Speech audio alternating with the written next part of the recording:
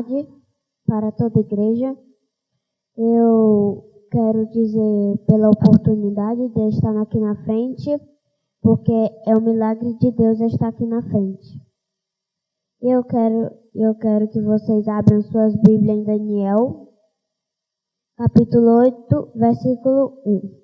Peço, por favor, alguém para ler esse texto. No ano terceiro do reinado do rei Belsazar, apareceu-me uma visão a mim, Daniel, depois daquela que me apareceu no princípio.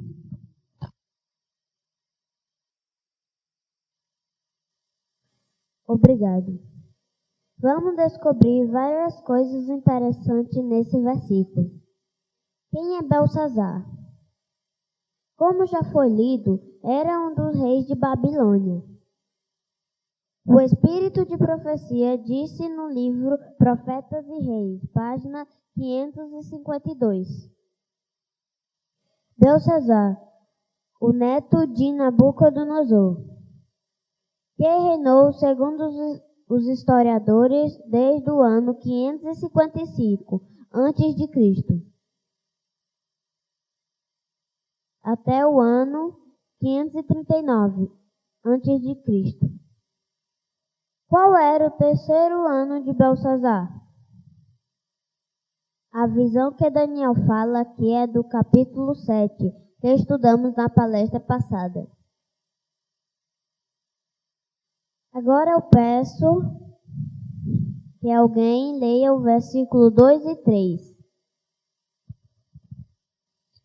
E vi na visão, acontecendo quando vi que eu estava na cidade de Suzã, na província de Elão, vi, pois, na visão que eu estava junto do rio Ulai.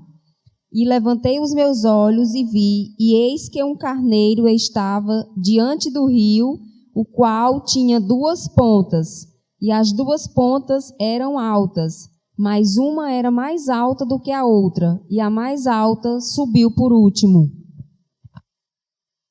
Obrigado.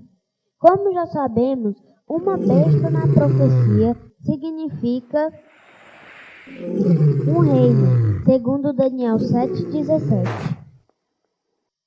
Os irmãos querem saber quem é o carneiro? Vamos deixar que Deus nos responda. Daniel capítulo 8 e 20. O primeiro que achar pode ler. Aquele carneiro que viste com 2 pontas são os reis da Média e da Pérsia.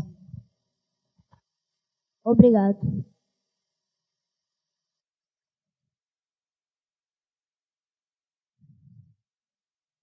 Então, o carneiro representa o Império Medo-Persa. O chifre do carneiro representa que este império seria governado por 2 povos, Mídia e Pérsia. Império Persa, Ciro. Império Meda, Dario. Continuando com a explicação do versículo, achamos a seguinte frase: mas o mais alto do que o outro subiu por último. Quando o Império Medo-Persa conquista a Babilônia, no ano 539 a.C., Dario foi o primeiro rei do império. Vamos ler Daniel capítulo 5, versículo 31. Peço, por favor, alguém que leia o texto. E Dario, o Medo, ocupou o reino na idade de 62 anos. Obrigado. Depois de 2 anos, o rei Dario morre. Quem ficou no trono como rei? Vamos deixar que a Bíblia nos fale. Peço alguém para ler Daniel 6:28. Este Daniel, pois, prosperou no reino de Dario e no reinado de Ciro, o persa. Muito obrigado. Então, quem foi o rei que governou depois da morte de Dario? Ciro, que alcançou muito, mas muito poder. Vamos agora para o versículo 4. Peço alguém para ler. Vi que o carneiro dava marradas para o ocidente e para o norte e para o meio-dia, e nenhum dos animais podiam estar diante dele, nem havia quem pudesse livrar-se da sua mão. E ele fazia conforme a sua vontade e se engrandecia. Obrigado. Que significa que o carneiro avança para o oeste, depois para o norte e logo para o sul?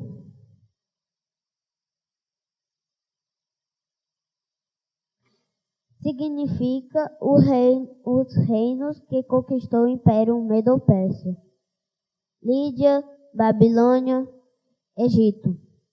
Continuemos com nosso estudo. Vamos para o versículo 5. Peço a alguém que leia forte. E estando eu considerando, eis que um bode vinha do ocidente sobre toda a terra, mas sem tocar o chão, e aquele bode tinha uma ponta notável entre os olhos. Obrigado. Vejamos alguns detalhes interessantes. Este animal ou reino iniciaria suas conquistas, vindo do oeste. Significa que o reino que conquistaria o mundo virá desde o oeste da Pérsia. Aquele bode, na visão de Daniel, não tocava no chão, que diz a rapidez de suas conquistas. Quem é esse bode? E o chifre que tinha entre seus olhos? Vamos uma vez mais deixar que a palavra de Deus nos responda. Mas o bode peludo é o rei da Grécia, e a ponta grande que tinha entre os seus olhos é o rei primeiro. Obrigado. Como acabamos de escutar, o bode na profecia de Daniel representa o reino de Grécia. E o chifre notável entre seus olhos é o primeiro, e diz Alexandre o Grande.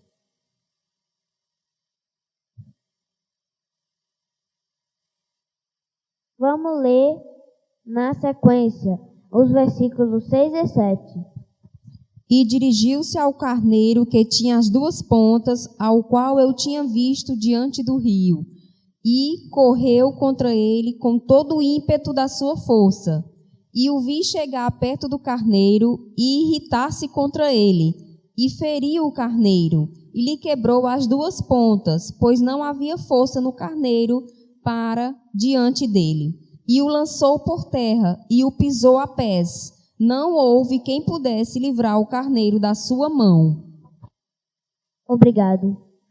Este versículo falam do momento exato quando Alexandre conquista Pérsia, no ano 331 a.C., na Batalha de Arbela. Vamos ler o versículo 8, Daniel 8:8. Peço a alguém que leia. E o bode se engrandeceu em grande maneira, mas, estando na sua maior força, aquela grande ponta foi quebrada, e subiram no seu lugar 4 também notáveis para os 4 ventos do céu. Obrigado. A profecia anunciava que quando o Império Grego estivesse no seu maior auge, o chifre entre seus olhos, ou seja, Alexandre seria quebrado. Isto refere à morte prematura de Alexandre, à idade de 32 anos, no ano 323 a.C. que significa os 4 chifres que surgiram depois da morte de Alexandre. Vamos ouvir a resposta da Bíblia.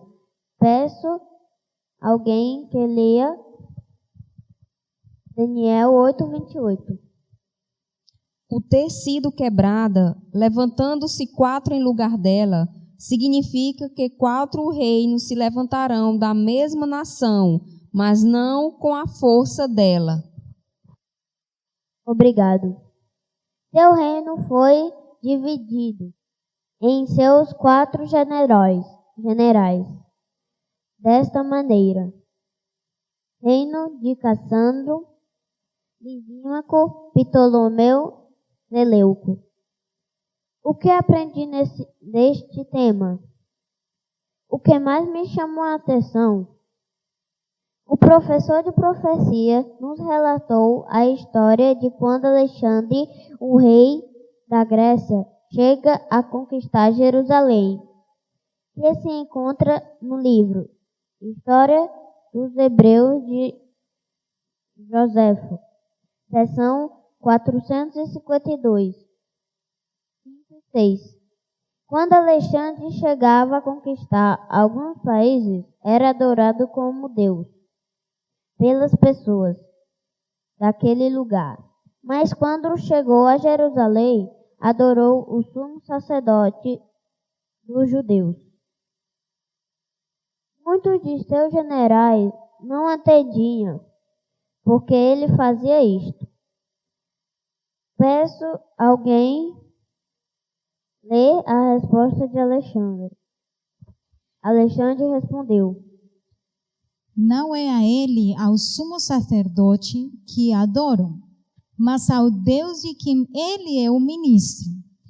Eis porque jamais tendo visto antes alguém revestido de trajes semelhantes a esses com que ele me apareceu em sono. Não posso duvidar de que tenha sido por ordem de Deus que empreendi esta guerra. E assim vencerei Dario, destruirei o império dos persas, e todas as coisas sucederão-me segundo os meus desejos. O sumo sacerdote mostrou-lhe em seguida o livro de Daniel, no qual estava escrito que um príncipe grego destruiria o império dos persas, e disse-lhe que não duvidava de que era dele que a profecia fazia menção. Alexandre ficou muito contente. Assim como antes, Deus tinha um propósito para Alexandre. Agora ele tem um propósito para você e para mim. Você está disposto a cumprir o propósito de Deus para a sua vida? Diga amém.